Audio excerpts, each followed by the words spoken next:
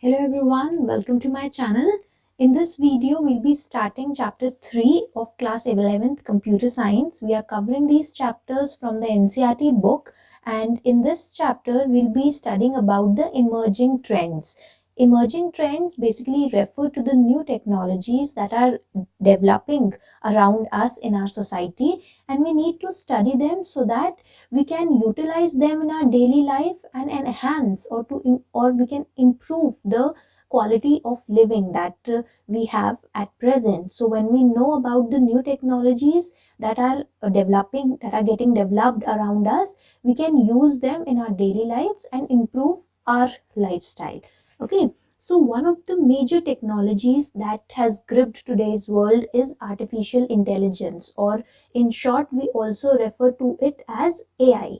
Now, when we only refer to intelligence, we are referring to the intelligence of human beings, because till now we have seen that machines do not have intelligence. They need to be told or they need to be instructed what to do.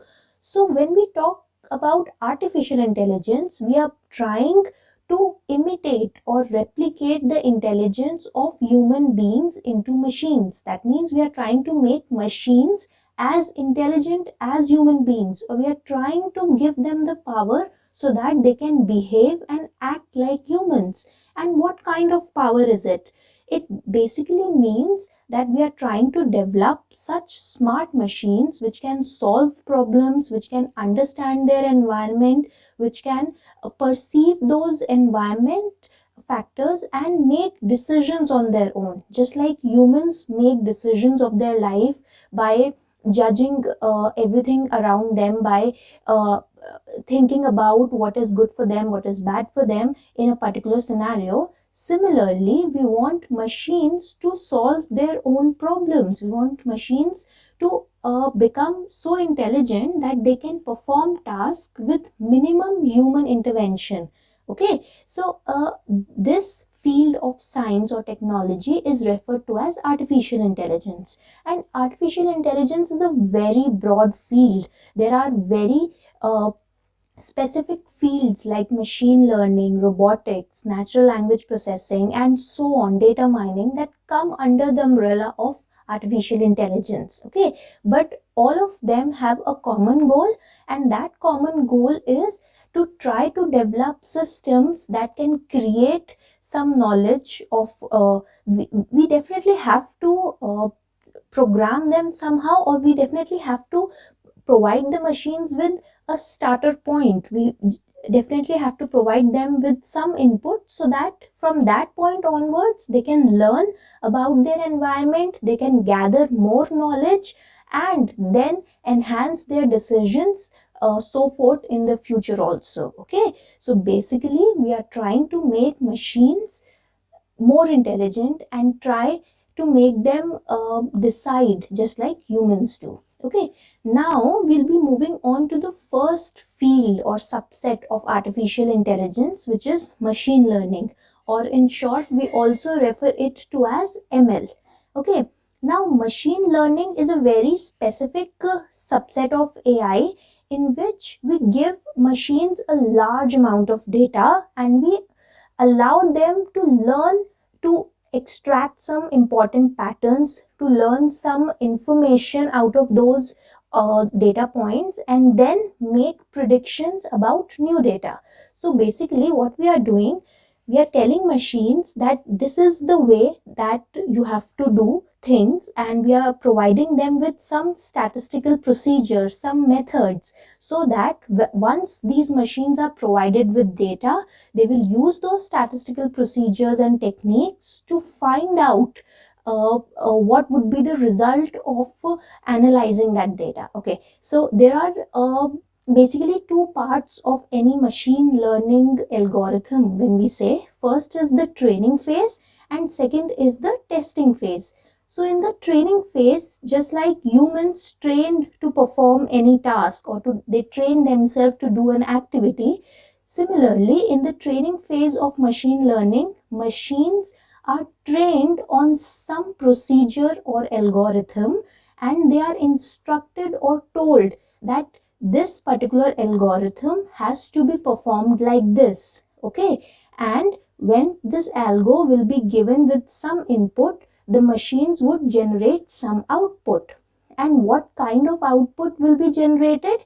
This is told to the machines via these statistical techniques. Now, in the testing phase, just like your teachers give you the training of some chapters or some procedures in maths during your classes, and in testing phase, that means during your exams, they give you similar kind of questions that you have already been told or studied or taught, and you are tested on similar kind of questions, and they check what output you have generated or what answers you have obtained. So in the testing phase of machine learning also, the machines which are now trained are given similar kinds of input. They run the algo that they were taught on that new input, and then they generate the output.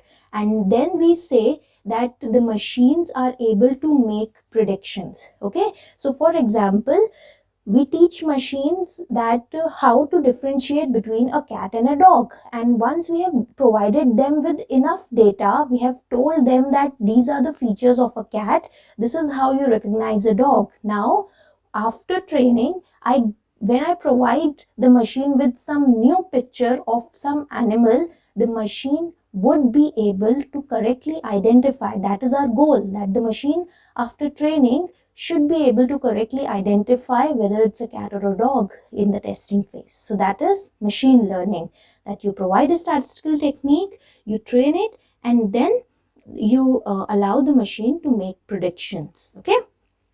Now, one most important point in this technique is that no explicit programming is required, because we are allowing the machines to gain information from all the data we are providing. Okay, we are giving them statistical techniques, but we are allowing them to learn on their own from the data. All right, coming to the second important subset of AI is natural language processing, or what you refer to as NLP in short form.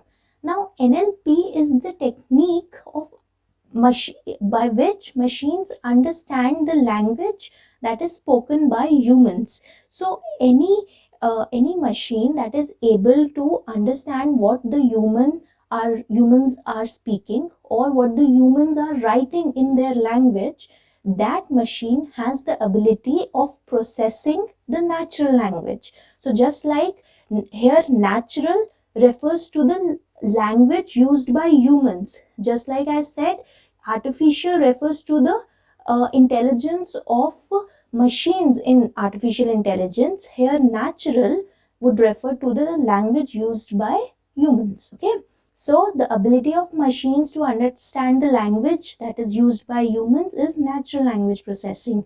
And what are the applications that we find for natural language processing in our daily lives? See, there are so many. Nowadays, you on your mobile phones or on your systems, you have the capability of voice search. That means you speak something and you say or you say, okay Google, and the search engine searches for that. And how is it doing that in the back end? It is basically understanding the voice of the humans, processing it, that is interpreting it, understanding it, that what the human wants to search, and then displaying you the results. So your speech is getting converted to text. Okay, now the opposite also happens. The opposite is text to speech recognition.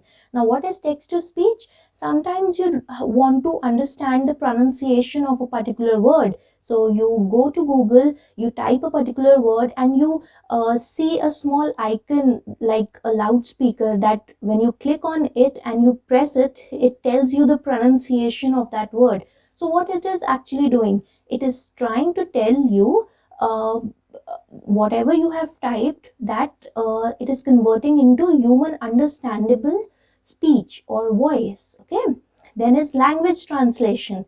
Language translation, if you go to a new place and you speak in a particular language and you do not know the native language of that place, So what search engines or what natural language processing systems allow you to do, they convert your spoken words into the language that you have selected, and the other person is able to understand you. Okay.